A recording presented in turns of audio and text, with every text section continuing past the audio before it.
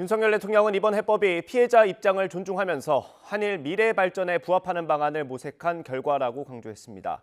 이런 가운데 윤 대통령이 일본을 방문해서 정상회담을 여는 방안이 급물살을 타고 있습니다. 취재기자 연결합니다. 박소정 기자.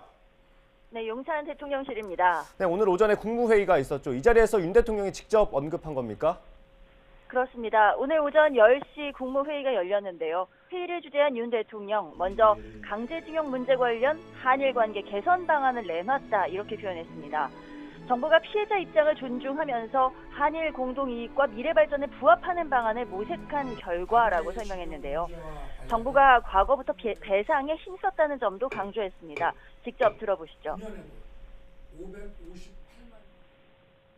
일제강점기 강제징용을 당한 국민들의 아픔을 치유하고 합당한 배상을 받도록 대한민국 정부는 과거부터 꾸준히 노력해 왔습니다. 구체적인 수치도 제시했는데요. 1974년 특별법을 제정해 8만 3천여 건에다 청구권 자금 3억 달러의 9.7%인 92억 원, 그리고 2007년 또다시 특별법으로 7만 8천여 명에 6,500억 원을 정부 재정으로 배상했다고 밝혔습니다.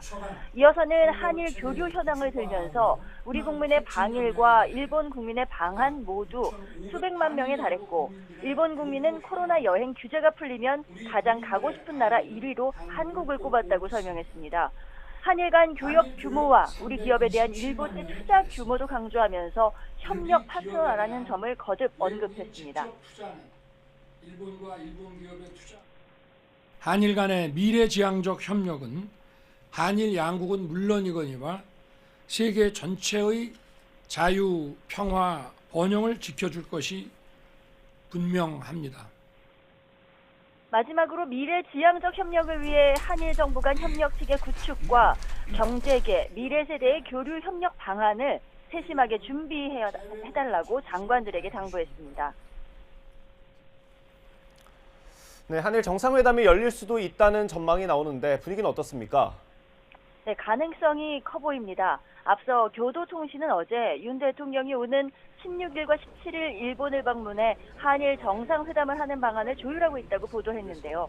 일본 언론 대부분 이 시점을 점치고 있습니다.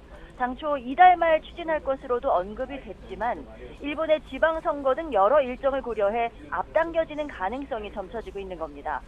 대통령실 고위 관계자는 어제 한일 정상 셔틀 외교가 중단된 지 12년이라 이에 대해서 논의할 가능성이 열려있다, 이렇게 조심스럽게만 언급했는데요.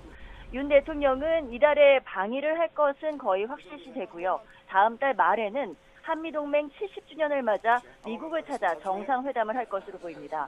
김성한 국가안보실장은 지난 5일에 미국으로 출국하면서 윤 대통령과 조 바이든 미 대통령 간 정상회담 시기와 형식, 의제 등에 대한 논의를 벌이고 있습니다. 이어 5월에는 한미일 3국 정상이 일본 히로시마에서 열리는 주요 7개국, 그러니까 G7 정상회의에서도 한자리에 모일 수 있다는 예측이 나옵니다.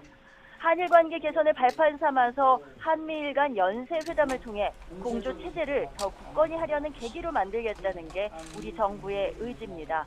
지금까지 용산 대통령실에서 YTN 박소정입니다.